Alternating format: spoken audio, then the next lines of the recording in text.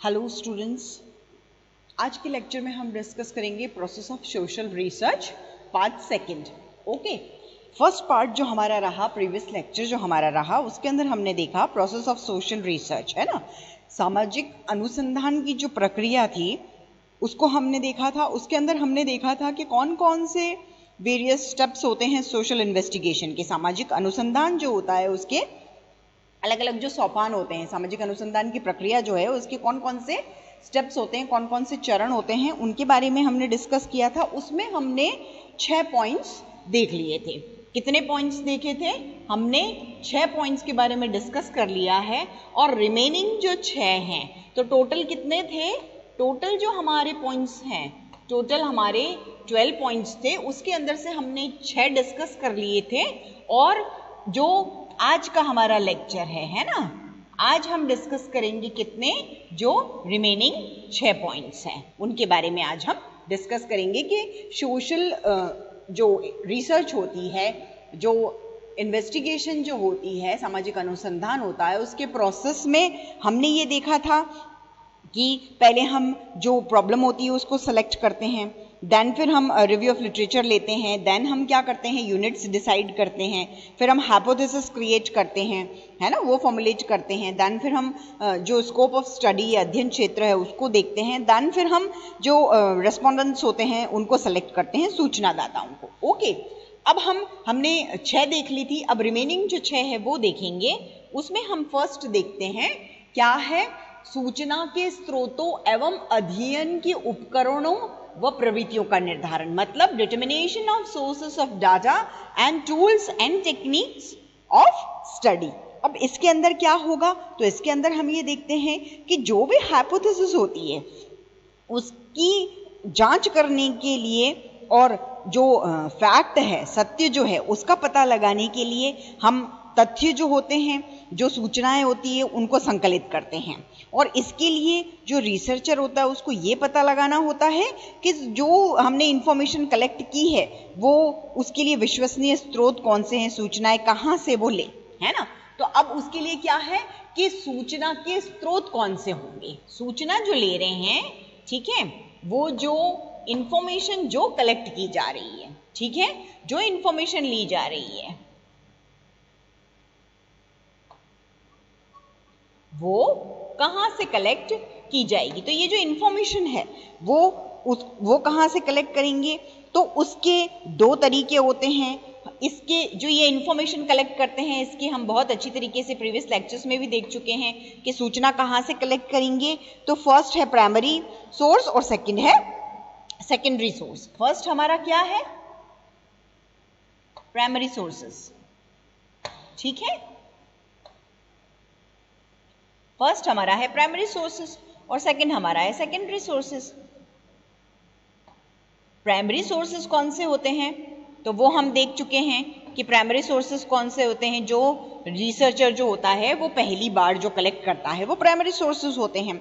Secondary sources कौन से होते हैं, तो हम उनको देख चुके हैं अच्छी तरह से कि सेकेंडरी सोर्सेस कौन से हैं, कि उनमें वो सूचनाएं आती है जो पहले से ही दूसरों द्वारा क्या की गई है, संकलित की गई है। अब ये सेकेंडरी सोर्सेज है, ये क्या है, ये इनका क्या हुआ है, प्री कलेक्शन हुआ है, ठीक है, ये पहले से ही कलेक्ट की हुई होती है और सिर्फ इनको यूज किया जाता है स्टडी के लिए, यूज फॉर स्टडी। किसके लिए? हम अपनी जो स्टडी होती है हम उसके लिए इसको यूज करते हैं। किसके लिए यूज करते हैं? जो स्टडी होती है उसके लिए हम इसको यूज करते हैं। ओके, प्राइमरी डेटा क्या होते हैं, जो हम कलेक्ट करते हैं। प्राइमरी डेटा क्या है, जो हम कलेक्ट कर रहे हैं, और ये किसके लिए होते हैं? सिर्फ हमारी जो स्टडी होती है उसके लिए हम इनको यूज करते हैं। ओके, तो प्राइमरी डेटा क्या है, जो पहली बार हम खुद क्या करते हैं, इन्वेस्टिगेट करते हैं और हम उनको कलेक्ट करते हैं। सेकेंडरी डेटा क्या होते हैं? सेकेंडरी डेटा वो होते हैं जो पहले से ही कलेक्ट किए हुए हैं, मतलब चाहे हम रिसर्च की बात करें, चाहे गणना रिपोर्ट की बात करें, हम अभिलेख की बात करें, जो मैगजीन्स वगैरह होती है वो सब इसके अंदर आते हैं, है ना। और प्राइमरी और सेकेंडरी डेटा के बारे में हम एक्सप्लेनेशन बाद में और देखेंगे, ठीक है। इसको डिस्क्राइब में बाद में एक्सप्लेन करेंगे। अभी हम ये देखते हैं कि जो इंफॉर्मेशन कलेक्ट की जाती है उसके जो सोर्सेज होते हैं उनका पता लगाने के बाद में हमको क्या है, रिसर्च प्रॉब्लम आती है, जो शोध समस्या आती है, जो सूचना आती है ना, जो सूचनाएं हमको मिलती है, और जो नेचर है किसका, जो एरिया है उसका नेचर जो होता है उसको ध्यान में रखते हुए ऐसे जो उपकरण होते हैं या प्रविधियां होती है उनको हमको सेलेक्ट करना होता है, जिनकी हेल्प से क्या है, प्रामाणिक और वस्तुनिष्ठ तथ्य एकत्र किए जा सके। कौन से फैक्ट जो रिलायबल होते हैं, है ना, जो अश्योर होते हैं, वो फैक्ट्स क्या किए जाएं, कलेक्ट किए जाएं, ठीक है। तो वो फैक्ट्स जो कलेक्ट किए जाते हैं उनके बेस पे क्या किया जाता है, रिसर्च हमारा होता है। अब हम अगर इसमें एग्जाम्पल देखें तो हम ये देखते हैं कि अगर कोई रिसर्च है और उसमें इंफॉर्मेशन कलेक्ट करने के लिए हम शेड्यूल जो होती है उसका यूज़ करते हैं, तो इसका बहुत अच्छी तरीके से इसको बनाना है। एक तो यह है कि बहुत अच्छी तरीके से उसको क्रिएट करनी है शेड्यूल को, और ये भी बताना ज़रूरी होता है कि उसको यूज़ किस तरीके से करेंगे, ठीक है। तो अब हम क्या करेंगे, हम उसमें शेड्यूल का निर्माण करेंगे, ठीक है। हम क्या करते हैं, जो शेड्यूल होती है हम उसको बनाते हैं, ठीक है। अब उसमें फिर क्या है, हम कैसे उसको करेंगे,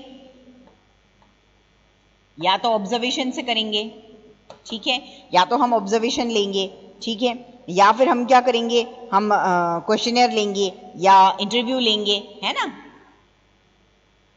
या हम इंटरव्यू का हेल्प लेंगे, या हम क्वेश्चनर लेंगे, या हम शेड्यूल लेंगे, ठीक है। तो हम इस तरीके से इसको तैयार करते हैं, और ये जो हम अवलोकन करते हैं या साक्षात्कार प्रश्नावली, ये जो होते हैं इन्हीं से ये रिलेटेड होती है।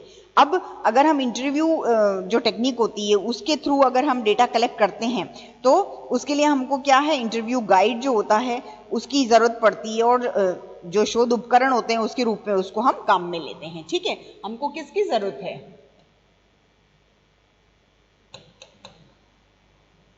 इंटरव्यू जो गाइड होता है हमको उसकी ज़रूरत होती है। ओके, तो ये तो क्या था कि सूचना के जो स्रोत होते हैं और अध्ययन के जो उपकरण या प्रविधियां होती हैं उनको किस तरीके से हम डिसाइड करते हैं। देन अब हम नेक्स्ट देखते हैं कि उपकरणों एवं प्रवृत्तियों का पूर्व परीक्षण तथा अग्रगामी अध्ययन, means pre testing of the tools and techniques and pilot study. अब ये क्या होता है, मतलब क्या है इसका, कि जो वस्तुनिष्ठ जो वास्तविक जो शोध काम होते हैं उसमें स्टार्टिंग जो करते हैं हम, उसमें जो पहले शोध किए गए हैं उसके लिए ज़रूरी होता है कि जो हम रिसर्च कर रहे हैं उसके लिए जो हमने सेलेक्ट किए हैं टूल्स और टेक्निक्स, उनको क्या करें, उनको छोटे पैमाने पर लागू करके जांच करें, ठीक है।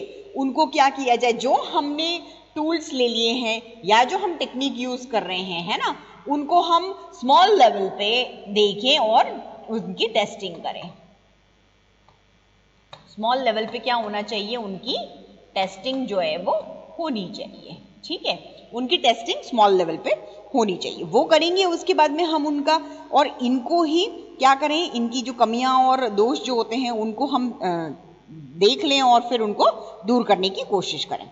तो इससे ही क्या होता है कि जो प्री टेस्टिंग होती है या जो पूर्वाभ्यास जिसे कहते हैं, है ना, तो वो किया जाता है।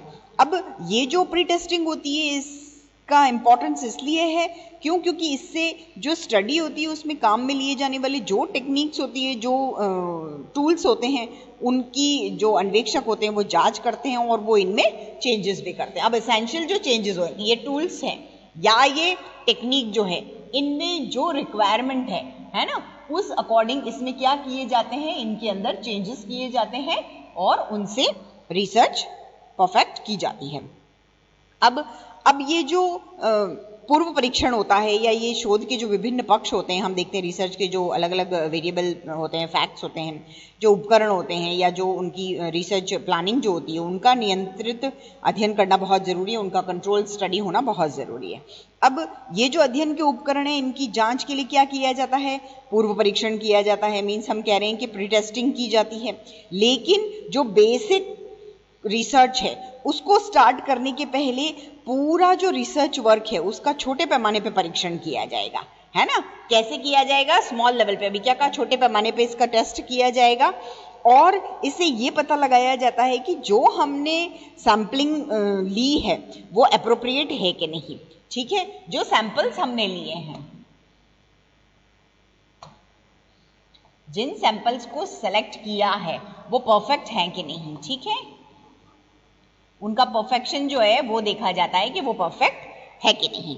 अब ये हम बात कर रहे हैं कि इसमें जो साइंटिस्ट होते हैं वो स्टडी करते हैं, तो वो ये पता लगाते हैं कि इसमें छोटे पैमाने पे या लघु स्तर पे क्या है, अनुसंधान किया गया है। और इसमें जो पायलट स्टडी होती है, मीन्स पूर्वगामी या अग्रगामी अध्ययन जो होता है वो किया जाता है। और इसको जो स्मॉल स्केल जो रेप्लिका होता है, प्रतिरूप जो होता है, उसके रूप में इसको देखा जाता है और इसको वो कहा जाता है। ओके, फिर हम बात करते हैं कि तथ्यों का अवलोकन एवं संकलन, observation and collection of data. अब इसमें यह है कि शोध काम जो होता है उसकी पूरा प्लान जो है वो तैयार कर लिया जाता है और उसको तैयार, वो कंप्लीट जो हो जाता है उसके बाद में क्या किया जाता है, उसके बाद में जो फील्ड वर्क होता है वो स्टार्ट करते हैं। ठीक है, क्या किया जाता है उसके बाद में, जो फील्ड वर्क होता है वो उसके बाद में क्या किया जाता है, स्टार्ट किया जाता है। ठीक है, अब जो डेटा कलेक्शन कर लिया, अब हमने क्या कर लिया है, हमने जो डेटा कलेक्शन कर लिया है,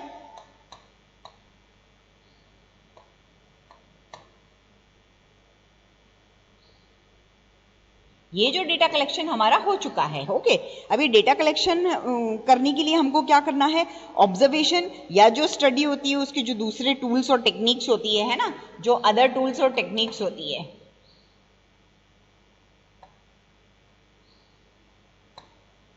अदर जो टूल्स और जो टेक्निक होती है ना,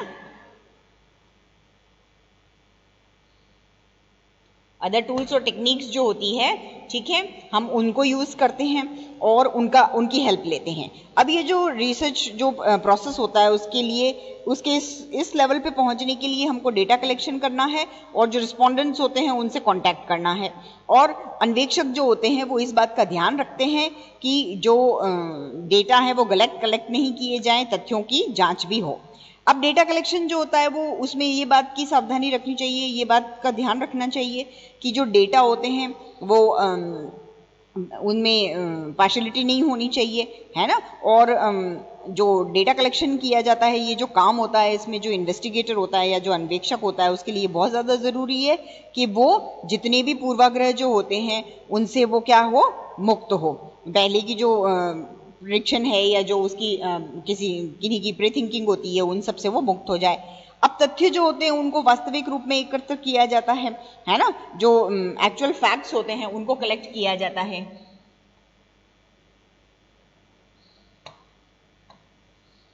एक्चुअल फैक्ट्स हम लेते हैं, है ना, वास्तविक तथ्य जो होते हैं उनका संकलन किया जाता है।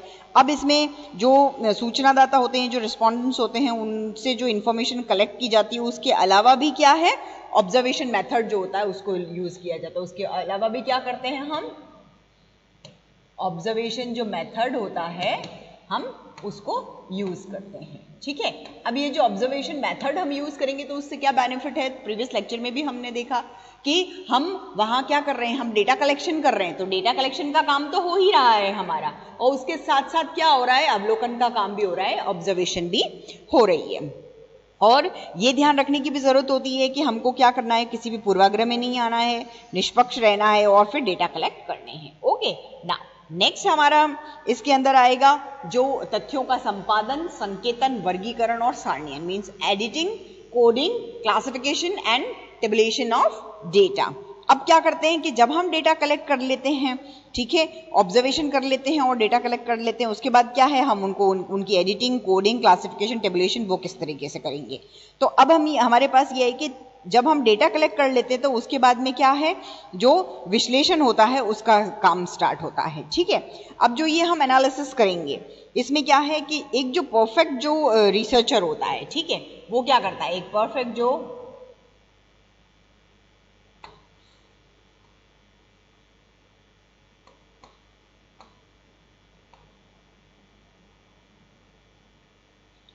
रिसर्चर होगा वो क्या करेगा, वो जो कलेक्ट किए हुए डेटा हैं वो कितने अप्रोप्रिएट हैं, परफेक्ट है कि नहीं, वो देखेगा। वो क्या देखेगा कि डेटा जो उसने कलेक्ट किए हैं, जो डेटा उसने कलेक्ट किए हैं वो परफेक्ट है कि नहीं। ठीक है, अब फिर क्या होगा, सबसे पहले क्या होगा, उनका क्या किया जाएगा, सबसे पहले उनकी एडिटिंग की जाएगी। सबसे पहले क्या करेंगे हम, सबसे पहले हम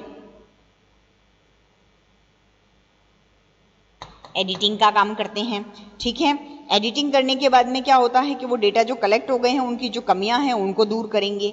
उसके बाद ये कि इस लेवल पे क्या होता है कि जो अननेसेसरी जो इन्फॉर्मेशंस होती है ना, जो अनयूजफुल इन्फॉर्मेशंस होती है उनको हम हटा देंगे। फिर उन सूचनाओं को हम बिल्कुल सिस्टमेटिक करेंगे। ठीक है, फिर हम उनको कैटेगराइज करते हैं, फिर उनको कुछ संकेत या इस तरीके से उनकी कोडिंग होती है। ठीक है, फिर उनकी हम क्या करेंगे, जो कोडिंग होती है वो करते हैं। देन फिर हम उनको क्लासिफाई करते हैं कि किस तरीके से उनका हम वर्गीकरण करेंगे। ठीक है, देन फिर हम क्या करेंगे, उनको टेबल फॉर्म में तैयार करते हैं। फिर उनका वर्गीकरण करने के बाद में क्या करते हैं कि हम उनको टेबल फॉर्म में तैयार कर देते हैं। तो अब हम इनको जो इक्वल, जो एकदम सेम नेचर वाली जो होगी, है ना,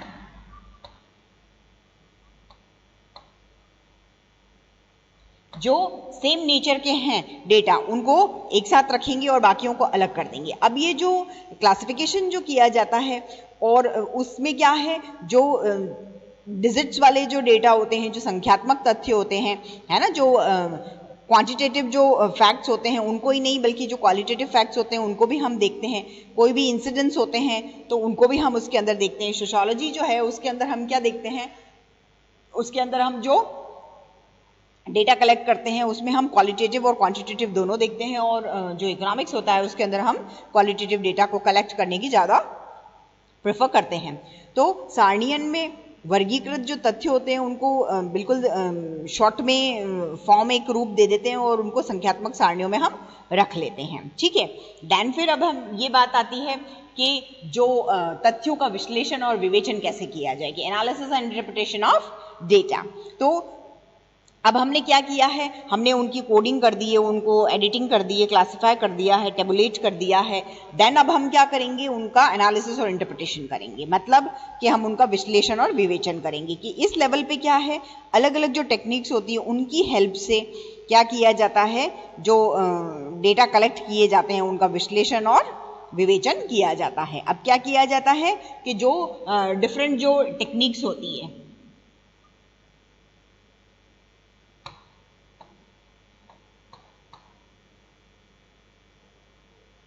डिफरेंट जो टेक्निक्स होती है उनके थ्रू क्या किया जाता है, ये एनालिसिस और इंटरप्रिटेशन किया जाता है। ये अब यहाँ जो डेटा कलेक्ट किए गए हैं उन जो तथ्य होते हैं उनका हमको क्या करना है, उनका मीनिंग देखना है और उनकी जो हाइपोथेसिस है उनका पता लगाने की कोशिश करनी है। फिर हमको क्या करना है, जो तथ्य हैं या घटनाएं हैं या जो दशाएं हैं उनके बीच में क्या करना है, जो सहसंबंध होता है या कार्य कारण होता है वो देखना है। अब हमको क्या देखना है, जो फैक्ट्स हैं उनका क्या देखना है, फैक्ट्स जो हैं उनका कोरिलेशन देखना है। हमको उनका क्या देखना है, कोरिलेशन देखना है। देन फिर हमको क्या देखना है, उनके कॉजेज और इफेक्ट्स जो होते हैं, कॉजेज और उनके इफेक्ट्स जो होते हैं हमको वो देखने हैं। ठीक है, तो अब हम उसके अंदर वो देखते हैं। अब कॉजेज और इफेक्ट देख लिए, कार्य कारण का पता लगा दिया संबंधों का, तो अब इस बात की भी उस बात को भी क्या किया जाएगा, इंटरप्रिटेट किया जाएगा, विवेचना उसकी की जाएगी कि कौन सी ऐसी स्पेशल कंडीशन है, विशेष दशा या परिणाम या घटना है जिसके लिए कौन से कारक उत्तरदायी होते हैं, कौन से फैक्टर्स जो होते हैं वो रिस्पॉन्सिबल होते हैं। और इससे फिर क्या किया जाता है, साइंटिफिक जो कंक्लूजन होता है वो निकालने में मदद मिल जाती है। मतलब क्या है, एक स्पेशल कंडीशन होगी, या तो कौन सी ऐसी स्पेशल कंडीशन है ना, एक तो हम कंडीशन की बात कर रहे हैं, कौन सी ऐसी एक स्पेशल कंडीशन है या कुछ ऐसा रिजल्ट निकलता है। ठीक है, रिजल्ट निकलता है। देन फिर हम ये देखते हैं कि कौन सी ऐसे इंसिडेंट्स होते हैं, कौन से ऐसे फैक्ट्स होते हैं, है ना, कौन से ऐसे सोशल फैक्ट्स होते हैं जिनकी वजह से घटनाएं होती है और कौन से इसमें जो फैक्टर्स है वो रिस्पॉन्सिबल है, कौन से ऐसे फैक्टर्स हैं जो उनके लिए रिस्पॉन्सिबल हैं, ठीक है। और फिर उनका क्या किया जाता है, उनका साइंटिफिक जो क्या किया जाता है, साइंटिफिक इनका कंक्लूजन निकाला जाता है।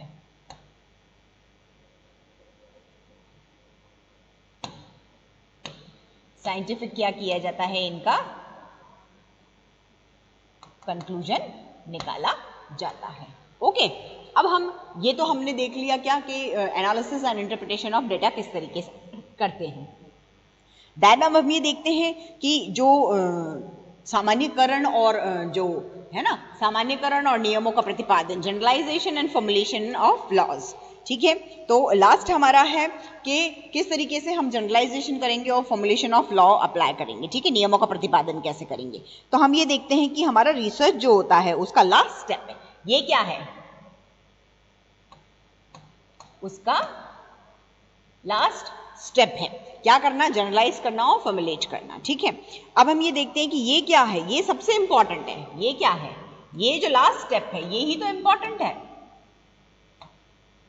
ऐसा नहीं है, इंपॉर्टेंट सारे स्टेप्स हैं, लेकिन ये सबसे ज्यादा इंपॉर्टेंट है, सबसे ज्यादा महत्वपूर्ण है, क्योंकि ये अंतिम चरण होता है, लास्ट स्टेप होता है। क्योंकि जो साइंटिफिक निष्कर्ष निकाले जाते हैं, जो वैज्ञानिक निष्कर्ष जो होते हैं, साइंटिफिक जो कंक्लूजन होते हैं, उन पे पहुंच के ही हम क्या करते हैं, जो नियम होते हैं, रूल जो होते हैं, लॉज जो होते हैं, थियरीज जो होती हैं, उनको प्रतिपादित करते हैं। तो तथ्यों का जो विश्लेषण और विवेचन किया जाता है, मतलब हम उनको एनालिसिस और इंटरप्रिटेशन करते हैं, उसके बेस पे क्या करते हैं, हम साइंटिफिक जो कंक्लूजन होते हैं वो निकालते हैं, और वो क्या होते हैं, बहुत ज्यादा शॉर्ट में होते हैं।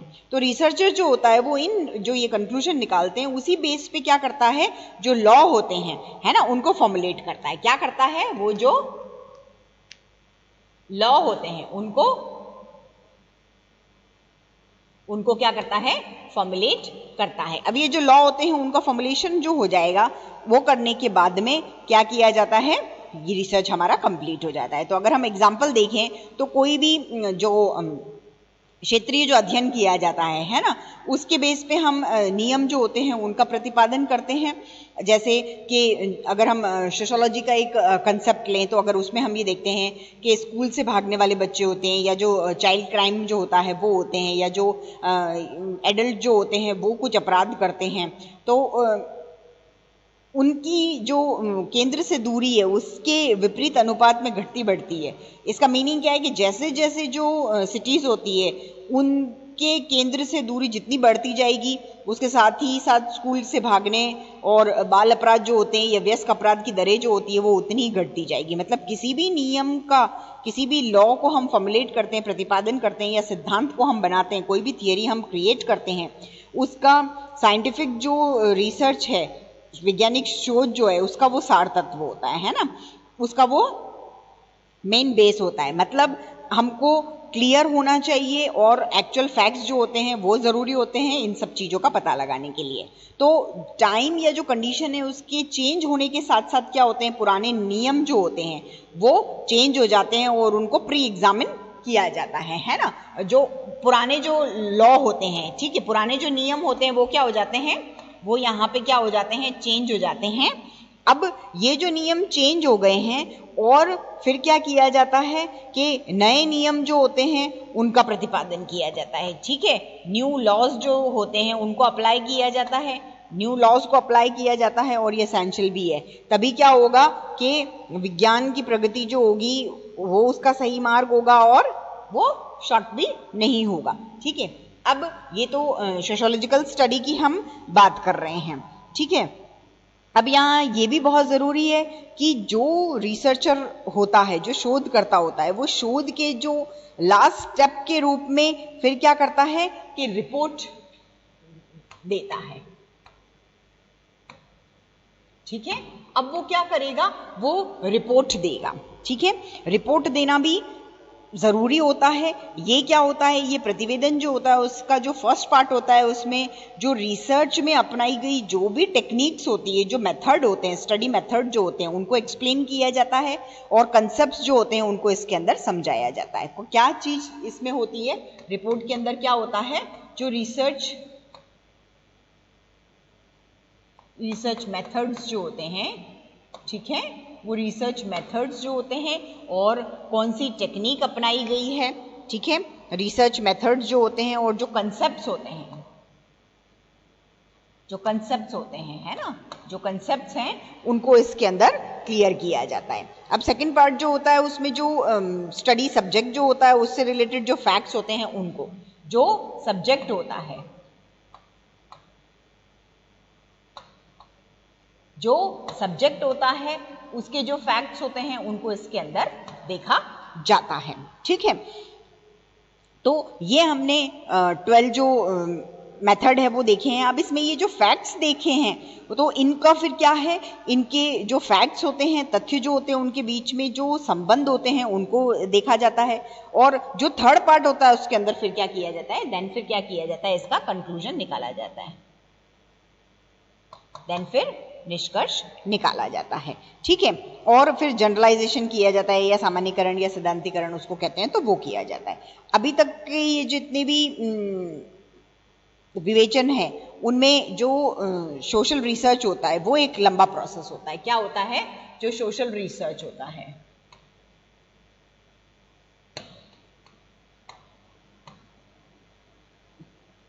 वो क्या होता है, एक लॉन्ग प्रोसेस होता है, ओके। तो आज के लेक्चर में हमने ये जो 12 पॉइंट्स हैं उनके बारे में देखा है, ओके। हमने सोशल प्रोसेस जो है उसके बारे में बात की है कि किस तरीके से इसके 12 स्टेप्स जो होते हैं सोशल रिसर्च के, जो इन्वेस्टिगेशन करते हैं उसके 12 स्टेप्स जो होते हैं उनको हम फॉलो करते हैं और एक बेस्ट रिसर्च हमारे सामने आती है, ओके। नेक्स्ट लेक्चर में हम आगे के कंटेंट देखेंगे, ओके। Thank you.